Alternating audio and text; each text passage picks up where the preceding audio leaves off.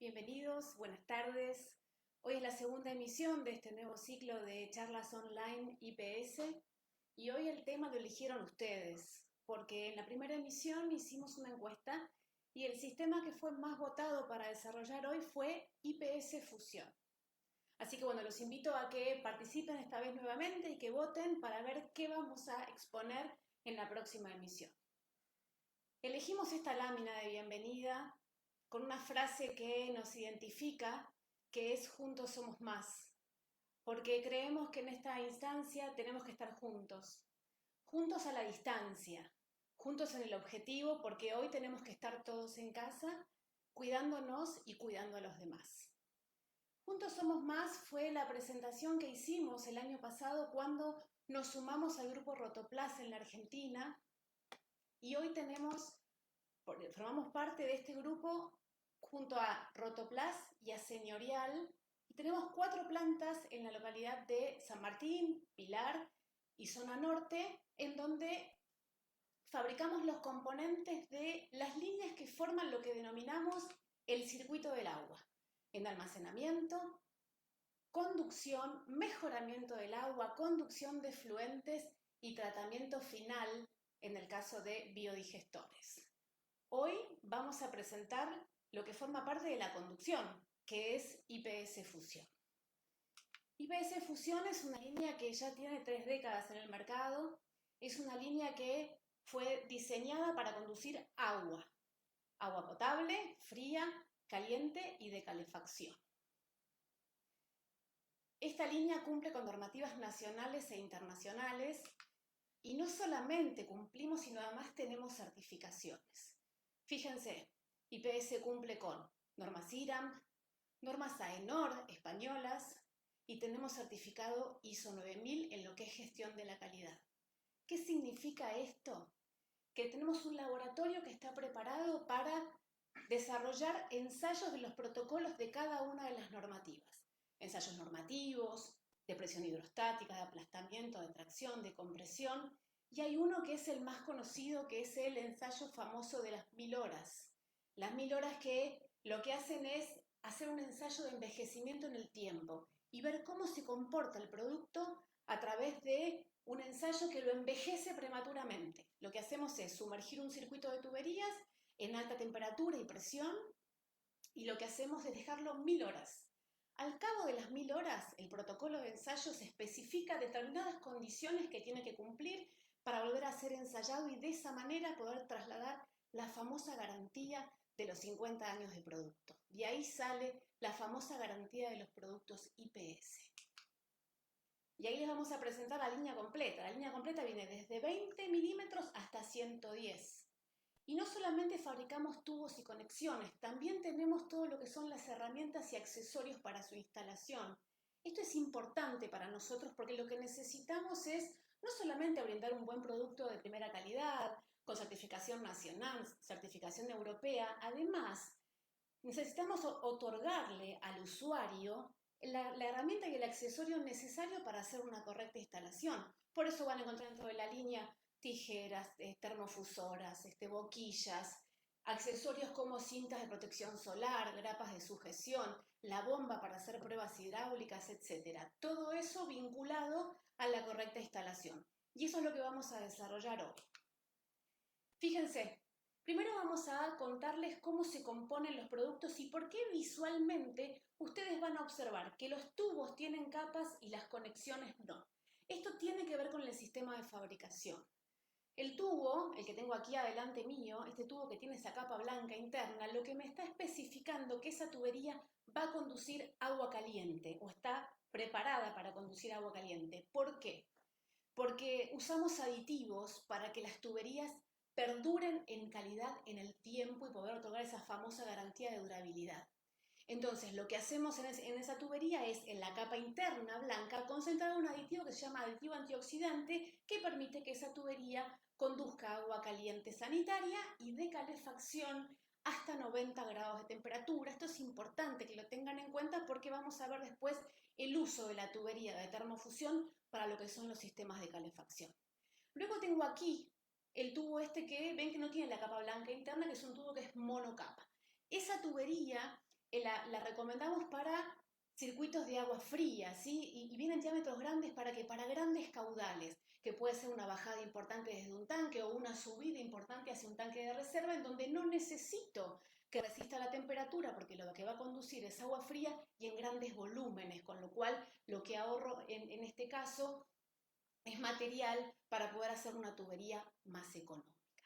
¿Qué pasa con las conexiones? Las conexiones no tienen capas. ¿Por qué? Porque las conexiones en realidad tienen el aditivo distribuido en toda la masa. Esto tiene que ver con los sistemas de fabricación. No nos vamos a meter en eso porque es muy específico.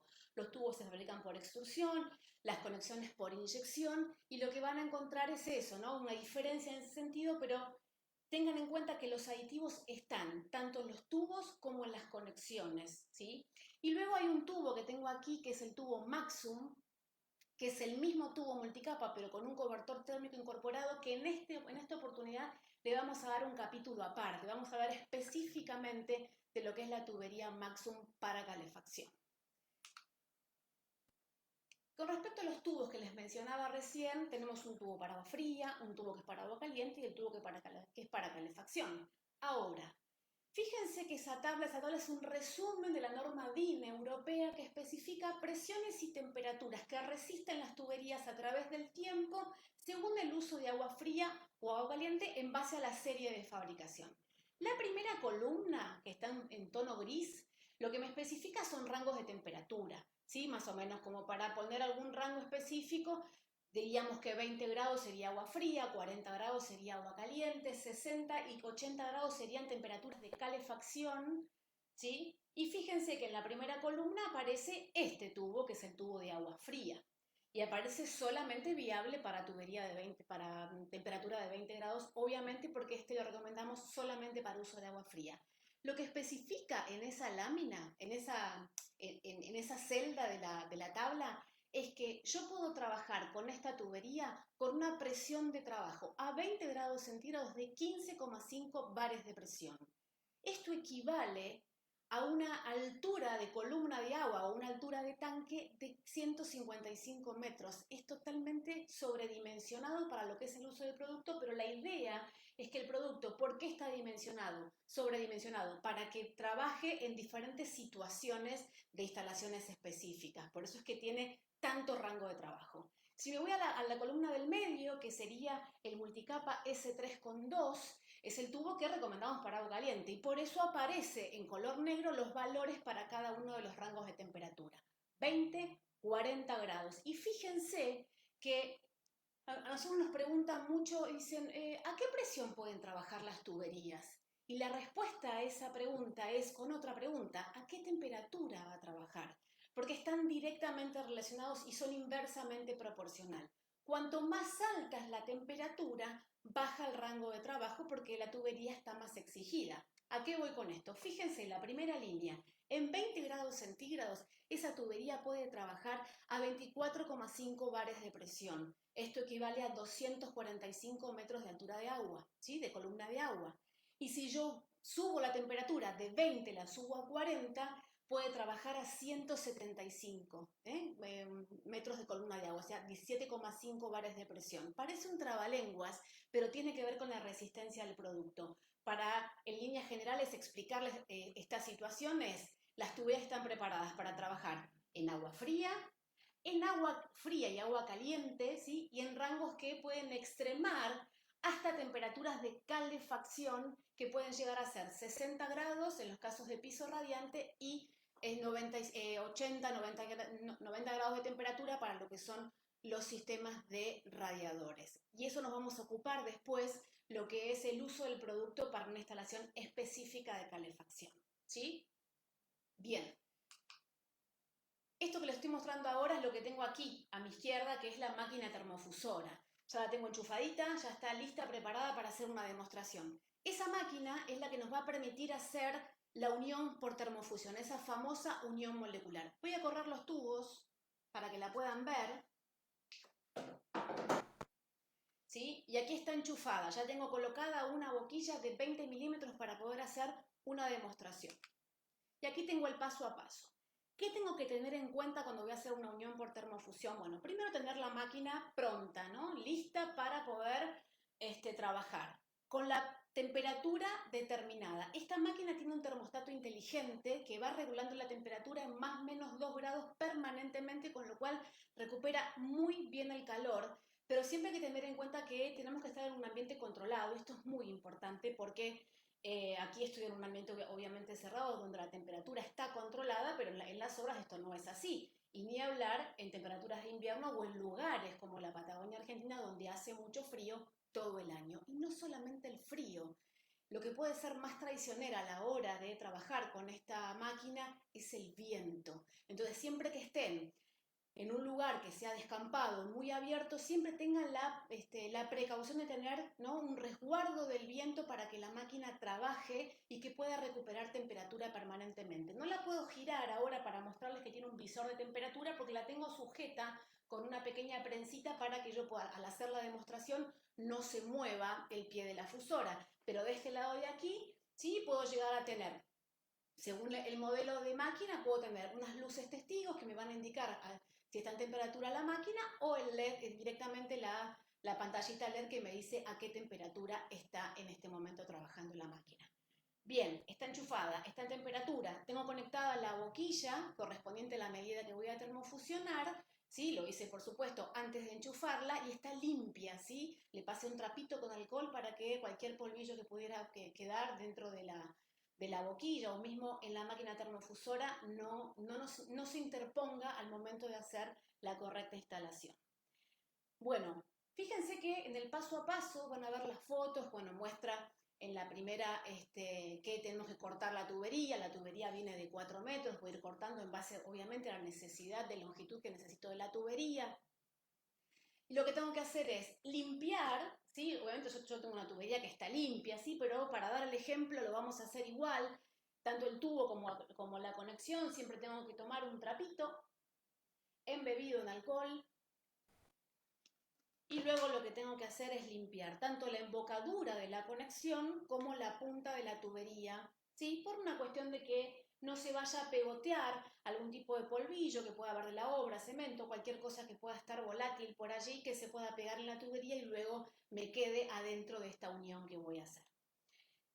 Tengo limpio el tubo, tengo limpia la conexión y lo que tengo que hacer es marcar la medida de longitud necesaria. Y hay una tabla que la tienen ahí en la pantalla que me indica, según el diámetro que estoy instalando, cuánto tengo que marcar en el tubo para poder hacer esa unión, ¿sí? Bien, en este caso, por ejemplo, como es el tubo de 20 milímetros, es 1,2 centímetros.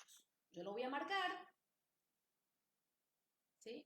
Ahí está, 1,2 centímetros, está ya la marca. ¿Para qué? Para que cuando yo voy a ir ingresando el tubo en la boquilla hembra, cuando llegue a la marca que hice en el tubo, voy a empezar a contar el tiempo, ¿sí? Y además, ¿para qué? Para ahí detenerme y no hacer más presión para que no tengamos el riesgo de que el tubo se meta, el material del tubo se meta dentro de la boquilla y pueda llegar a obstruir el caudal. Bien, tengo listo, lo voy a colocar. Voy a colocar el tubo al mismo tiempo que la conexión y cuando llegue a la marca, todavía no cuento el tiempo, voy a contar, como dice la tabla, 5 segundos. 1001, 1002, 1003, 1004 y 1005 y voy a retirar. Y automáticamente voy a hacer la unión. Esto tiene que ser instantáneo por una cuestión de no perder temperatura al momento de sacar el tubo y la conexión y colocarla y hacer el ensamble, ¿sí? Y ya está, ¿sí? Esto está listo, ¿sí? Hay que dejarlo enfriar, por supuesto, porque ahora tengo que esperar que molecularmente se acomode esta nueva situación entre el tubo y la conexión a través del calor, y lo que ya está hecho es lo que se denomina la termofusión. Que yo paso a paso lo haga bien o lo haga más o menos, va a estar la diferencia entre pegar o termofusionar. Muchas veces nos sucede que nos consultan y nos dicen, me perdió la termofusión. No, lamentablemente si te perdió en la unión es porque algo de este paso a paso no se respetó. o la máquina no estaba en temperatura, o no lo dejé el tiempo correcto, ¿sí? O de pronto cuando saqué el tubo y la conexión de la boquilla, tardé tiempo, vino un viento y hago lo que se llama la fusión en frío, ¿eh? El tubo entra dentro de la conexión, pero ya se enfrió, y esas son cosas que lo que pueden generar es con el tiempo es que puedan llegar a perder. Por eso es que es simple, es muy sencillo el paso a paso, pero requiere estos pequeños secretitos que requieren que yo pueda realmente realizar una termofusión. Y fíjense que yo dije 1001, 1002, 1003, 1004 y 1005. Y no hice un conteo 1, 2, 3, 4 y 5, porque ese pequeño recurso del 1000 me hace la pausa para que sea un segundo y que no sea solamente un conteo de 1, 2, 3, 4, 5, que eso en realidad no son 5 segundos. Y la verdad que es un buen método porque realmente lo que me genera es la practicidad de no tener que andar todo el tiempo con un segundero. Ahora, si yo sigo avanzando en la tabla y voy mirando hacia abajo, van a ver que si llego a la medida de 110 milímetros, y ya ahí son 58 segundos, ahí sí tal vez me ponga un cronómetro al lado, pero para las medidas más comunes, que son 20, 25 y 32, no lo necesito, ¿sí? Son simplemente con contar y usar el recurso de el 1000 ya es suficiente. Esta máquina me permite termofusionar hasta 63 milímetros y tiene 3 perforaciones. En realidad tiene 3 perforaciones para qué? Para poder utilizar las 3 medidas más comunes, que serían 20, 25 y 32, y luego en la última perforación poder ir colocando boquillas de más diámetro, ¿sí? Realmente tiene muy buena recuperación, pero siempre tengan en cuenta el tema de ir verificando que esté en temperatura, sobre todo, como les decía antes, porque en la obra no es lo mismo que estar trabajando como en este momento en un lugar cerrado, que realmente puede llegar a ser traicionero el tema del clima. Bien, vamos a ver en la próxima lámina qué pasa si yo me paso de tiempo. Si yo me paso 1, 2, 3 segundos, no pasa absolutamente nada. Es más, si estamos en un clima frío, si estamos en un lugar donde realmente el clima no me está colaborando, es más, tenemos que quedarnos unos segundos más para que realmente haga esa fusión molecular, para que vaya derritiendo realmente en la medida que lo necesitamos para compensar el clima exterior. Pero si yo me paso y yo pierdo la medida y me pongo a hacer la termofusión y me distraigo porque me puse a charlar con alguien o me puse a ver otra cosa, lo que puede pasar es esto que ven en la lámina. Fíjense que eso que se ve hacia adentro, que se metió el material, redujo un 40% el caudal del agua, pasa un 40% menos. Y si avanzo más, obviamente se va a obstruir por completo. Y esto realmente puede ser peligroso, porque ¿cuándo me voy a dar cuenta de esto? Cuando abra la canilla o una grifería de la vivienda. ¿Y cuándo va a ser esto? Cuando esté todo terminado. Entonces ahí es donde corro el peligro de tener un problema de una obstrucción que no la voy a poder encontrar, porque realmente me va a ser muy difícil. Voy a ver que no sale agua, pero realmente no voy a poder encontrar en dónde está, si tengo que empezar a romper todo y empezar a verificar en dónde está esa obstrucción. Eso sí me paso de tiempo. Y si lo hago con menos tiempo, lo que les decía antes, me distraje y hago una fusión en frío, lo que va a suceder es que se va a hacer un pegado con calor y no una termofusión. Ahí está digamos, los riesgos que puedo correr por no tomar en cuenta lo que les mostraba en la lámina anterior, un poco esto de respetar los tiempos, ¿no? Y entender el porqué de los tiempos. Y repito, si me paso 1 o 2 segundos no va a pasar absolutamente nada, el tema es tener el control, ¿sí?, de esto para poder hacer una correcta instalación. Bien. Eso para medidas hasta 63 milímetros. Esta máquina en realidad soporta, si yo quiero colocar una boquilla más grande, tipo de 75, 90, lo que va a suceder es que va a superar el diámetro de la plancha y le va a costar un poquito más recuperar, pero recupera el calor y se puede utilizar. Pero lo ideal sería para medidas grandes es utilizar una máquina como esta, que es una fusora de banco. Como lo dice la palabra, tiene un banco de trabajo y lo que ven ahí es el banco rojo, que es la parte inferior, y después tiene unas abrazaderas que lo que toman es el tubo y la conexión. Ahí lo ven mejor en la foto donde está más grande, donde se ve que está la plancha que sube y baja, coloco el tubo y la conexión de un lado y del otro, y luego con unas manivelas lo voy llevando y lo que va a hacer es un alineamiento perfecto entre el tubo y la conexión. Y lo único que voy a tener que hacer es medir el tiempo para verificar que esté el tiempo correcto según la tabla que vimos en la lámina anterior. La verdad que es una máquina que es grande, tiene su volumen, pero para hacer instalaciones de grandes dimensiones realmente es muy oportuna y la verdad que ténganlo en cuenta para cuando tengan que hacer una gran instalación. Hay una situación que puede suceder, es que mismo dentro de la obra o después de ya inaugurada la obra, es que de pronto alguien perfore una tubería con una mecha de taladro. Puede pasar, estos accidentes suceden en la obra y después también. Y tenemos la opción, una primera opción, el plan A, que decimos nosotros. El plan A es, bueno, tengo una perforación, tengo lo que se denomina un tarugo de reparación. Es un taponcito que yo le puedo hacer rompiendo muy poquita pared, ¿sí? Muy poquito, es agrandando un poco el agujero que se hizo con esa mecha de taladro, se limpia bien con alcohol, se pasa bien un trapito para sacar todo tipo de material y se puede utilizar con la misma máquina termofusores, con una boquilla especial que la ven ahí en la foto.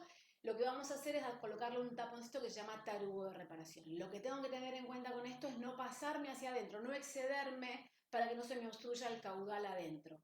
Este sería como el plan A, la primera opción, hasta una perforación de 8 milímetros. Y bueno, si ya es más grande o de pronto el corte es con una moladora, ya ahí lo que tengo que hacer es romper un poco más y hacer el reemplazo con una tubería y 2 uniones o 2 cuplas para poder reemplazar ese pedazo de tubería averiada. ¿Sí? Otra opción no tengo, pero este es un plan A que puede llegar a ser interesante y sobre todo que rompemos poco, ¿sí? Y puede llegar a ser la solución.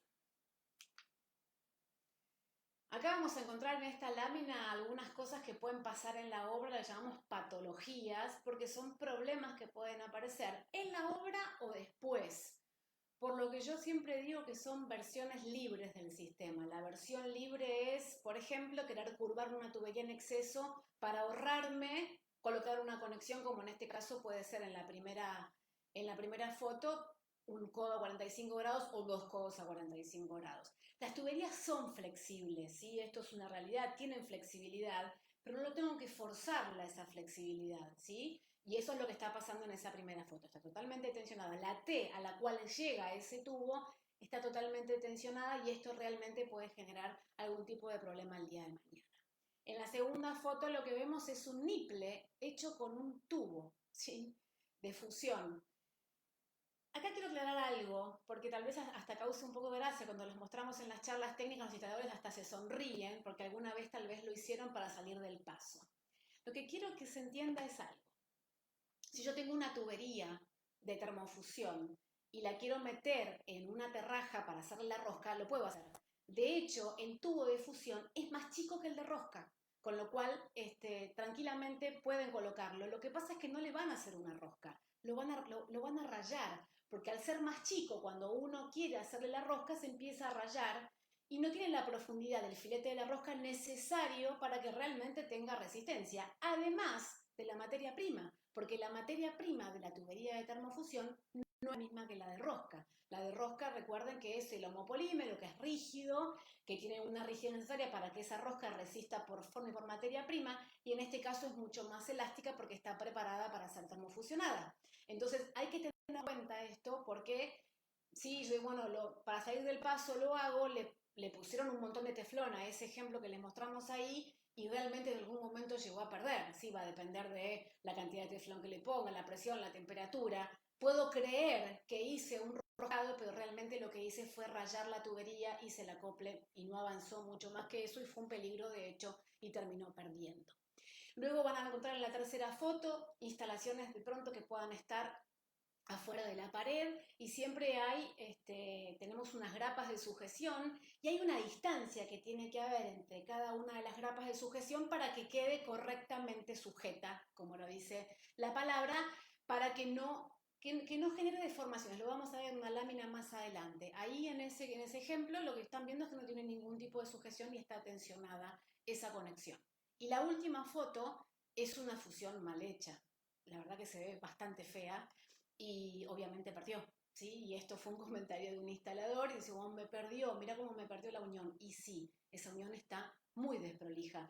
Uno cuando hace la termofusión, una buena forma, un primer test es mirar que se me forme el doble aro, ¿sí? Que se me junte en el doble aro entre el tubo y la conexión. Hago el acople y ya es el primer gesto que yo puedo identificar que el producto ¿sí? está bien, que la unión está bien hecha. Después va a haber el tema de los tiempos, todo lo que vimos antes, pero es importante la parte visual. La parte visual es importante darme cuenta que ya desde el vamos esto corre peligro de perder.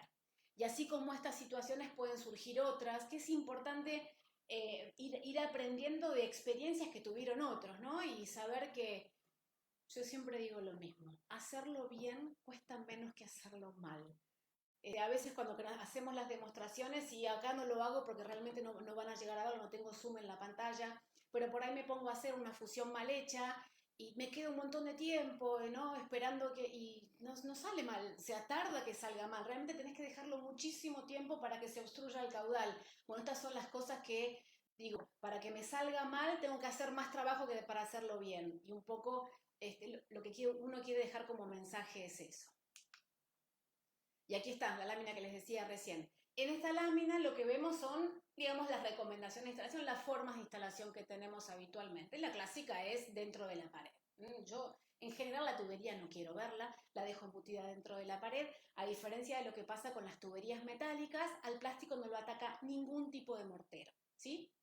Lo puedo poner en contacto con la cal, con el cemento, con la arena, que no le va a generar absolutamente nada. Pero sí lo que recomendamos, sobre todo en situaciones donde el revoque solamente de yeso es un revoque blando, es que intenten que la tapada de canaleta sea por lo menos igual a un diámetro. ¿Qué quiero decir? Voy a colocar esta tubería en la pared, ¿sí? Voy a hacer la canaleta, coloco la tubería en la canaleta, y lo que quiero recomendarles como mínimo es que dejen un diámetro del que están instalando, es decir, que si coloqué una tubería de 20 milímetros, el recubrimiento sea también de 20 milímetros o por ahí rondando esa medida. ¿Para qué? Para que esta tubería, sobre todo cuando trabaja con agua caliente, dilate, contraiga, y que si tiene un recubrimiento muy finito, sobre todo como puede ser un recubrimiento de yeso, puede generar alguna microfisura en el revoque que es estético, no es funcional, pero que realmente no queda bien, y realmente queremos que obviamente la instalación esté bien hecha y además esté prolija. Entonces que recomendemos por lo menos eso, que sea el recubrimiento igual a un diámetro, y protección adicional ninguna, porque no es lo mismo que en el caso del metal, que sí tienen que protegerlo de la cal, porque la cal realmente lo destruye al metal. En este caso no hace falta. En la segunda opción de la recomendación de instalación encontramos las cintas de protección solar. Toda tubería que esté a la intemperie siempre requiere una protección solar, y en este caso lo que recomendamos son las de aluminio, las cintas Ipsolar e Ipsoban, que lo que le hacen es un bloqueador solar. La tubería tiene un filtro solar, uno de los aditivos que utilizamos para fabricar las tuberías son los filtros solares, pero un filtro no significa que sea un bloqueador, ¿sí? Es un aditivo de que lo que hace es retardar el envejecimiento por la exposición solar, pero no lo bloquea el sol. Y esto es importante porque en algún momento la tubería al sol empieza a perder color. Noto que empieza a perder color y de pronto digo, bueno, ¿qué pasa? ¿La tubería no sirve más? Sí que sirve, pero la pérdida de color es el primer síntoma de que la tubería está empezando a degradarse. Y luego lo que va a pasar con el plástico es que se va a resecar. Le voy a pasar la uña y se va a desgranar. ¿El producto falló? No, el producto no falló. Lo que sucede es que la protección solar del filtro que tenía dura un tiempo, y obviamente lo que tengo que hacer es bloquear del sol. Y para eso sí recomendamos la Ipsolar y la Ipsoban, que son dos cintas que son de aluminio puro. Es aluminio laminado, no es un papel metalizado. Esto también tienen que tenerlo en cuenta porque en el mercado hay cintas que son papeles metalizados. Esto es aluminio laminado, con lo cual no se degrada al sol, ¿sí? Y es totalmente bloqueador solar. Lo que sí tengo que tener en cuenta son autoadhesivas, es que esté bien limpia la tubería al momento de hacer la aplicación, porque si queda polvillo en la tubería al hacer la aplicación, ese autoadhesivo que tiene puede no durar mucho, porque obviamente el polvo no permitió que se adhiera bien. Eso es lo único que tengo que tener en cuenta al momento de hacer la instalación, e ir solapando entre medio y 1 centímetro para que el agarre entre vuelta y vuelta quede bien. A veces preguntan, ¿podemos pintar la tubería en vez de colocar una cinta de aluminio? Puede llegar a ser una opción pintar la tubería, pero no les va a durar mucho la pintura. La verdad que pueden colocar un esmalte sintético, pero el esmalte sintético en algún momento no tiene mucho agarre con el plástico. Entonces lo que va a pasar es que por ahí pintan este verano y de pronto, no sé, en el invierno, por ahí pasaron 6, 8 meses, empieza a craquelar, ¿sí? La pintura empieza a salirse y eso, bueno, es porque tiene mucho agarre. Sí, por ahí alguna pintura de base poliuretánica tengo un poco más de resistencia, pero en general son de resistencia limitada, con lo cual lo que les recomendamos es colocar la cinta de aluminio. Y por último, lo que aparece en la lámina es las grapas de sujeción. Más de una vez nos pasa que vemos una instalación hecha en un taller, en algún lugar donde no quisieron romper la pared, dejaron la tubería expuesta, no al sol, pero expuesta, digo, fuera de la pared, y vemos que está deformada la tubería. Nos ha pasado en varias oportunidades que nos han consultado por esto, sobre todo en instalaciones de agua caliente. Esto tiene que ver porque la distancia entre las sujeciones no fue la correcta. Hay una tabla que especifica, según el diámetro que estoy instalando, la distancia que tiene que ir de cada una de las grapas de sujeción para que no haya deformaciones. Y esto varía entre si es agua fría o es agua caliente. Obviamente con agua caliente la deformación tiende a ser mayor, con lo cual la distancia tiene que ser menor.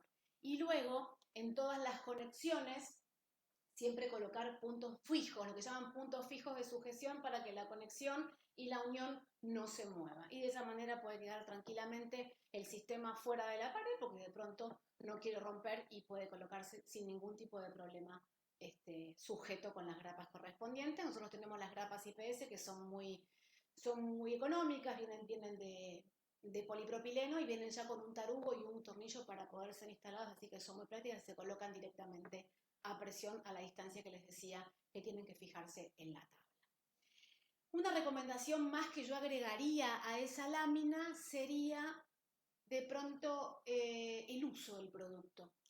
El producto está aprobado para conducción de agua, ¿sí? La certificación que tiene, tenemos, como les decía al principio, tenemos sello IRAN para Argentina, tenemos aprobación bromatológica, tenemos sello ENOR para la Comunidad Europea, pero el polipropileno es versátil y lo que permite es otros usos, no todos, pero para eso hay una tabla y de hecho ustedes pueden bajar de la página web una tabla que les especifica según el fluido que quieren conducir.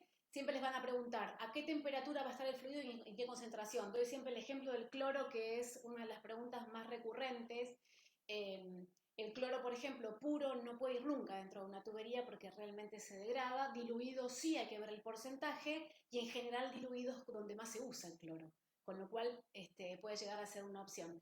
Ténganlo en cuenta, pueden bajar de la página web la tabla de químicos o directamente pueden consultarlos y nos dicen, bueno, ¿qué quieren conducir? ¿A qué temperatura? ¿A qué concentración? Y les vamos a decir si es posible o no. Puede ser una opción interesante si algún cliente les consulta al respecto. Bien, y ahora vamos a hacer un capítulo aparte con respecto a lo que es el Maxum. El Maxum es un tubo que es el mismo tubo multicapa, el mismo tubo de fusión que viene con un cobertor incorporado. Este cobertor lo que hace es de aislación térmica. Y fíjense en la foto, yo tengo acá el ejemplo de lo que es el cobertor convencional. Habitualmente este tubo está vinculado, o mismo las tuberías aisladas térmicamente, están más vinculadas a lo que es el uso de la calefacción. Pero aplíquenlo, yo se los comentaba en la anterior emisión, aplíquenlo a cualquier uso donde de pronto ustedes necesiten conservar la temperatura del agua adentro de la tubería. La primera opción, la más popular, la más común de todas, es esta. Es con un cobertor convencional, enfundar la tubería y luego instalarla. Y no al revés, hacer la instalación y después quererle poner el cobertor, porque no lo voy a poder hacer cuando está hecho la instalación, y lo que voy a tener que hacer es cortar longitudinalmente y empezar a solapar.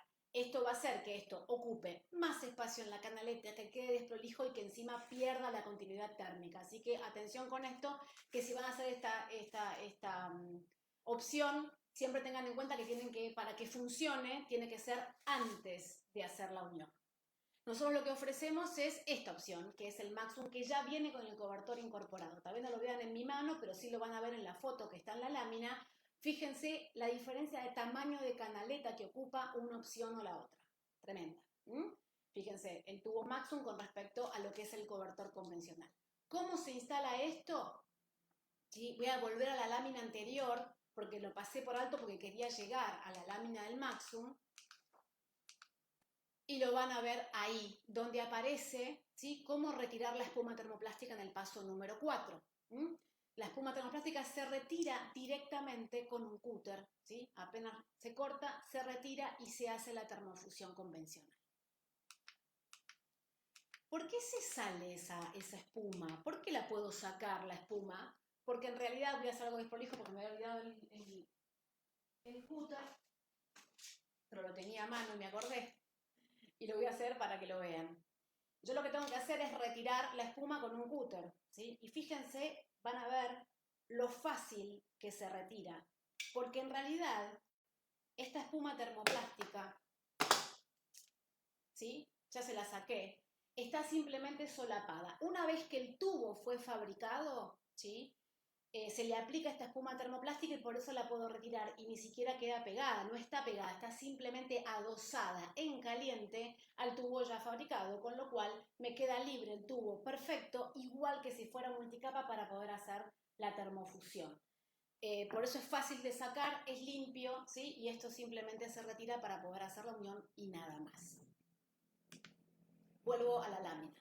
Bien, entonces, es un tubo que lo que me va a permitir es aislar térmicamente la tubería. ¿Para qué? Para que el tubo solamente conduzca el agua y no transmita el calor. Ese es el objetivo de las tuberías que van aisladas. Y fíjense en esta tabla de resistencia térmica la diferencia que hay entre lo que sería la primera columna del Maxum y la que le sigue al lado sería la tubería convencional. Colocar solo la tubería sin protección al lado de colocar el Maxum. El Maxum resiste 6 veces más a lo que es una tubería convencional, 6 veces más.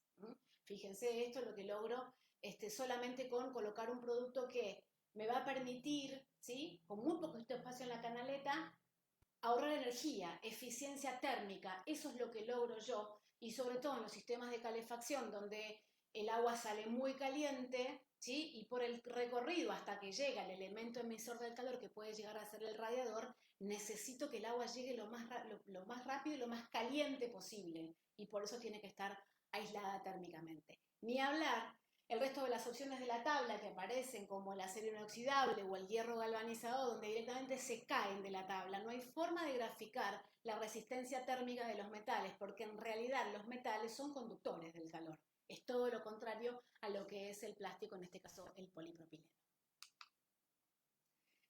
Supongamos que voy a hacer una instalación de calefacción, ¿sí? Por radiadores, básicamente, porque en el piso 20 se usan las mangueras. En realidad, nosotros podríamos aplicar en un piso radiante la tubería Maxum, es la tubería que va desde la caldera hasta el piso radiante, pero donde más se utiliza es en lo que son instalaciones de radiadores, ¿sí? Donde tengo la caldera, que lo que hace es calentar el agua.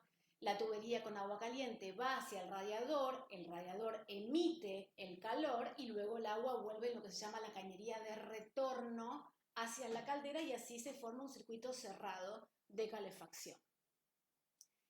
Van a poder utilizar el Maxum tanto en el mando como en el retorno. En realidad es importante conservar en los dos lugares la temperatura. Uno lo pensaría para el mando, para que llegue caliente, pero también yo quiero que el agua no pierda mucho calor por el camino, para que después llegue lo más caliente posible a la caldera, para que la caldera trabaje mejor. Yo les voy a mostrar ahora cómo hacemos un cálculo nosotros para utilizar nuestras tuberías en una instalación de calefacción. Igualmente, tengan en cuenta que esto es a modo general, como ejemplo general. Siempre que tengan un proyecto, que tengan una obra y quieran, nos pueden consultar. Tenemos asesores técnicos de todo el país que les pueden asesorar al respecto, y tenemos un departamento técnico, ¿sí? Que lo que hace es todo lo que es el servicio de cómputo de materiales y el diseño de la instalación, sobre todo porque cuando yo voy a colocar un radiador en un ambiente chiquito, bueno, está bien, va a ser un radiador, pero si el ambiente es grande, ¿cómo voy distribuyendo los radiadores? ¿Cuál va a ser el criterio para ir colocando un radiador u otro, o qué cantidad en base al ambiente que estoy diseñando? Bueno, un poco les ofrecemos ayuda con respecto a eso, ténganlo en cuenta, es gratuito, no cuesta absolutamente nada, simplemente tienen que contactarse con nosotros. Bueno, les voy a mostrar cómo hacemos nosotros para dimensionar una tubería que va a ser para calefacción. Yo tengo un ambiente, nosotros hacemos un cálculo que es muy básico con respecto a lo que se denomina el balance térmico.